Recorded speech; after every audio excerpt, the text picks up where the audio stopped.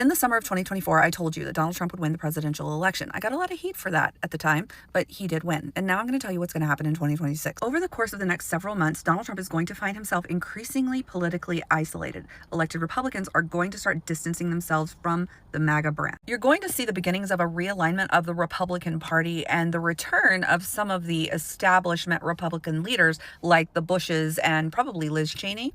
We have some news right now. Republicans are becoming fearful of their political futures as Donald Trump becomes more isolated within the White House. A new report from The Atlantic details how Trump has surrounded himself with yes men. All he does is watch Fox News, OAN, Newsmax, channels that support him and promote his activities. All he does on social media is scroll Truth Social, so all he sees is positive reviews of himself. But in reality, polling and Republicans across the country are telling him, sir, your policies, you're not as popular as you think you are. And while he is becoming more isolated, not leaving the White House, not supporting Republican candidates, many folks feel as though they are left on an island. And while many of these Republicans want his support, want him to come out there, but he's not doing it. ICE is now at food banks in Chicago, and the news isn't reporting it. ICE is at food banks in Chicago while hundreds and thousands of Chicagoans are looking for food due to the food stamps program being cut. From here? What's here? What country? Was you born here? Was you born here, ma'am? What country was you born in? There's something very interesting happening across America right now, and a lot of people didn't expect it. Okay, for years, MAGA crowd acted like they had solid foundation, unshakable support. They believed their followers would, stand with them no matter what. But suddenly, a lot of them are beginning to change their mind based on the things that they are seeing, the current policies that are affecting them, and all of that. Well, we're going to take a look at some of the clips I gathered for you guys. It's a compilation, okay? So we're going to watch them, then we'll come back with more commentary. Credit belongs to original creators of this video. Let's go watch. There are families who can't feed children. There are families who depend on food as part of their daily fucking life. Yet we are being terrorized with people with arms and masks. Two of my closest friends just went to a food bank. They get food. And they were terrified when they saw not one, not two, but six fucking helicopters overhead looking for another victim, another person to kidnap off the street. If this is what we've come to, then it's better that we take things into our own hands. This is definitely crossed the line. I have told you guys, I warned you guys to start gathering your food in June to prepare. I warned you guys. And now this is what it's come to. This is what it's come to. We've let this administration go too far. Enough is fucking enough. ICE is preparing a 24/7 social media surveillance program, and you need to know about it. Come on, let's sit down. I know I was done for tonight, but then, yeah. Okay, so let's get into it. So the U.S. Immigration and Customs Enforcement, or ICE as we know it, is definitely something I want to be talking about because we're focused on a lot of things that is currently happening, like the government shutdown. Headlines are focused on that and the latest drama out of Washington, D.C. with this circus that everyone is currently watching. But I need you all to pay attention to something else that is far more concerning and that is quietly slipping under the radar, and we all need to know about it. It is about your social media. Come on, sit down. You might want to go in here and get you something to drink. That's what I'm getting ready to do. Cheers. Let's get started. So, the U.S. Immigration and Customs Enforcement, or ICE, is building a 24/7 team to scour TikTok, Facebook, YouTube, X, formerly Twitter, and other social media platforms that we're all familiar with around the clock using advanced tracking tools, commercial data, and private contractors. Now, according to federal procurement records and reports reviewed by Reuters and The Intercept, this new unit will run out of ICE's intelligence centers in Vermont and California with teams of private analysts assigned to monitor public activity online, including videos, comments, and live streams in real time.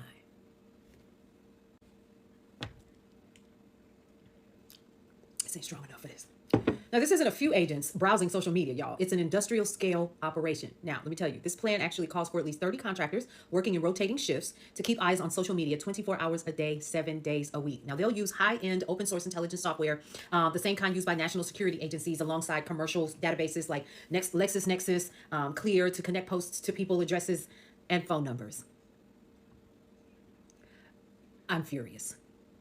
Internal documents show that ICE wants, quote, target leads delivered within 30 minutes of spotting a potential match online. That means if you post a video, live stream, or tag a location near someone ICE is tracking, it could trigger a data flag almost instantly.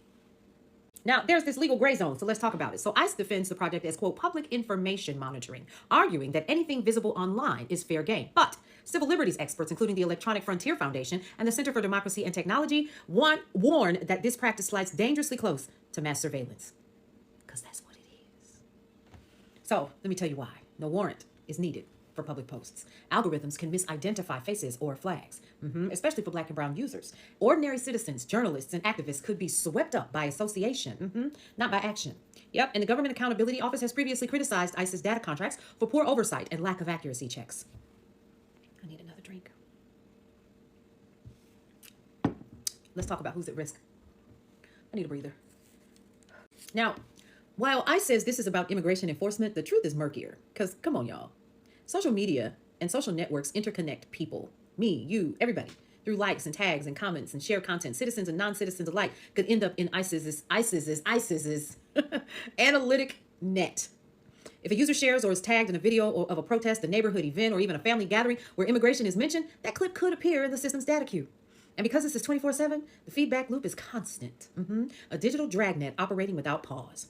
And y'all, that's a problem. This push comes amid a broader expansion of government social media monitoring under the Trump administration's return to power. Now, agencies are not only collecting social media identifiers from visa applicants, but also expanding automated surveillance to detect patterns of threat, which critics say can include ordinary speech or activism. Yeah, let that sink in. Even more alarming, Apple recently removed an app called ICE Block. Did y'all hear about that earlier today? Yeah, which actually helped people report ICE raids. After the Justice Department pressures citing security risks, that decision, coupled with ICE's new monitoring push, paints a chilling picture of shrinking digital privacy. Now, why does this matter? Okay, this isn't just about immigration, folks. It's about who gets to watch you. And you should be furious. It's about how they watch you and what they can do with what they see. You following me? I hope so. When surveillance becomes constant, when your TikTok, your live stream, or your Facebook comments can become a federal lead in 30 minutes, the right to speak freely without fear begins to vanish. And the Constitution protects freedom of speech and freedom from unreasonable searches. But when technology races ahead of oversight, those rights actually become paper thin, almost non-existent. If unchecked, this 24/7 monitoring model could spread to other agencies, policing health or finance. Under the same logic, quote, it's public, so we can watch it. Yeah. Go ahead. I know you want to. Let's go ahead and take a drink. Here's what I need us to do. Neighbors, you paying attention? Stay aware. Stay informed. And before you post, know that your audience may now include not just your friends and followers, but the federal government itself. Yeah. Listen, for more news and information that you can always use, head over to brownstoneworldwide.com, Cityscape Radio, and you guessed it, Brownstone Living magazine. Go ahead and take another drink. You see, when a federal judge had to pause the child sexual allegations, a child sexual abuse case against Linda McMahon, her husband in WWE, right? Just so she could do her job. And the American citizens didn't say anything. They didn't do anything. I already knew y'all was cooked. I already knew you guys were too far gone. The same woman who is not only gravely underqualified for the position, right? Who's involved in a child sexual abuse case is literally leading the department that's designed for children and their education. And y'all said nothing. Y'all said nothing. So now that she and Trump are dismantling the Board of Education before our very eyes, nobody should be surprised. There should be no surprise. Mind you, when she was sworn into office, when Linda McMahon was sworn into office, into this role, into this position, they asked her, do you think that you can shut down the Department of Education? And this girl said, I don't have the legal authority to do so. And look at us now. Look at where America is now.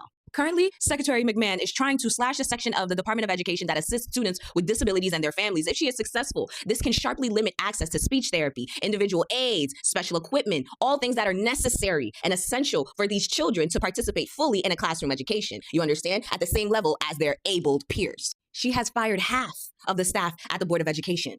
Oh, and for you 6 million students that are currently taking out loans for school and the 43 million of you who already have the loans and are struggling, yeah, the cuts to the Department of Education's student loan division will be particularly hard for you. Yeah, because she cut that too.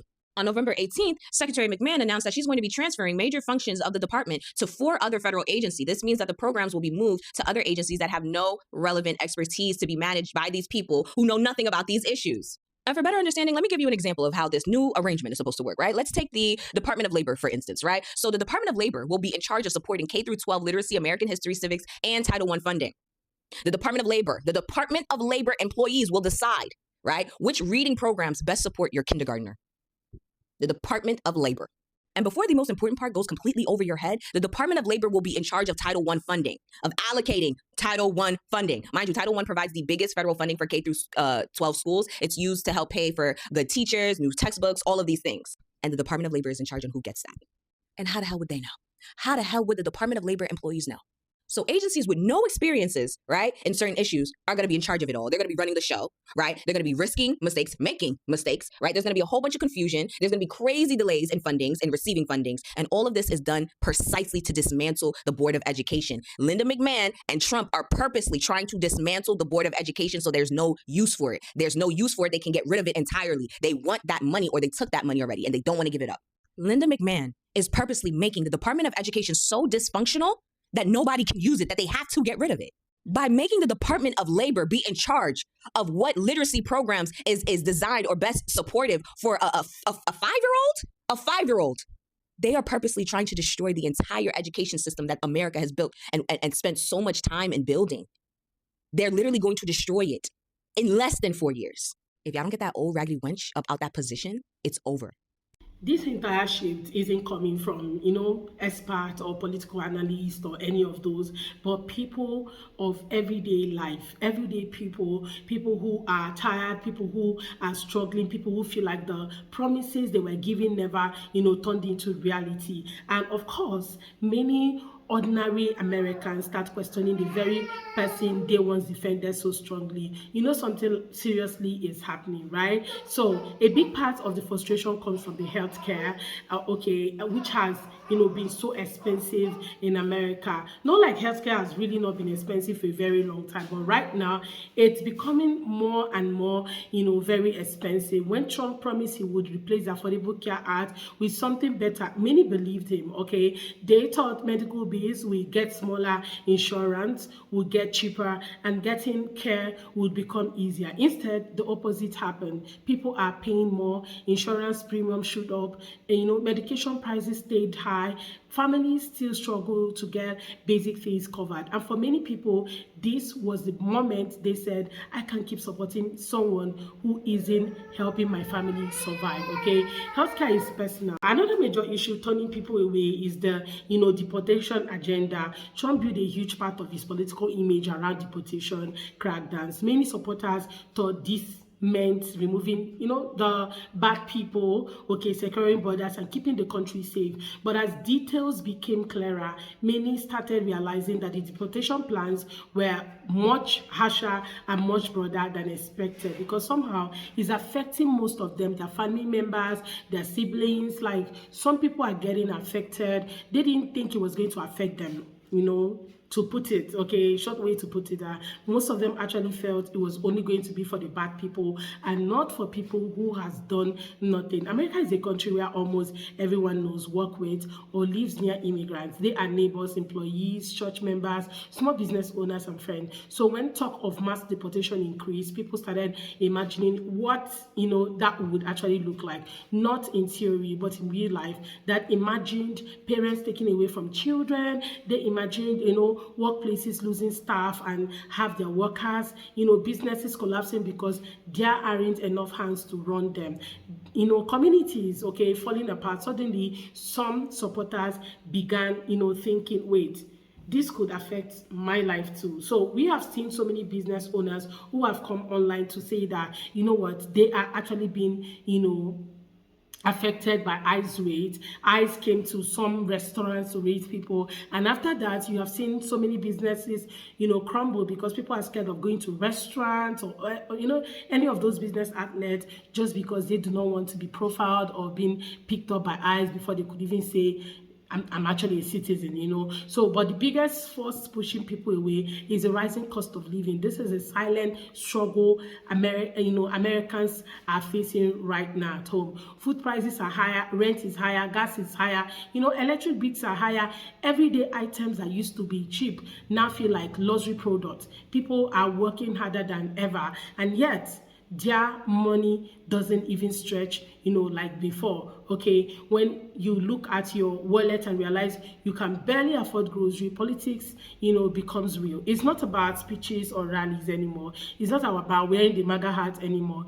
It's about real facts. Okay, people can no longer afford, luxury. They can't do about. Luxury is actually expensive. People cannot afford their day-to-day, activities, cannot afford to feed themselves, feed their families. People who have kids cannot even afford to feed their kids anymore. So this whole thing is affecting them. So now here is the part the MAGA crowd didn't expect. They didn't expect their own base to start asking, real questions. They didn't expect people to stop cheering and start thinking. But that is what's happening now. People are asking, why is everything so expensive? Why is healthcare still a mess? Why are families afraid of being ripped apart? Why aren't, there real solutions? Why does it feel like politicians, keep making promises but nothing changes? These questions are powerful because they come from real lived experiences. Pain makes people kind of pay attention. Struggle makes people wake up, and that's real. A lot of people only wake up when they feel pain or when they face struggles and experience things firsthand. Aside that, a lot of them really do not care. But right now, I think that they have to start caring because somehow it's definitely going to affect them, and we're seeing them play out in real time. It's quite unfortunate that this is affecting a lot of people right now. Nobody actually wished this, but somehow people voted for this, and every vote has consequences. Well, guys, let me know what your own take are in the comments. Let's have that conversation. Please consider subscribing if you have not already. And don't forget to give the video a thumbs up so that more people can see it. Credit belongs to original creators of this video. See you all on my next.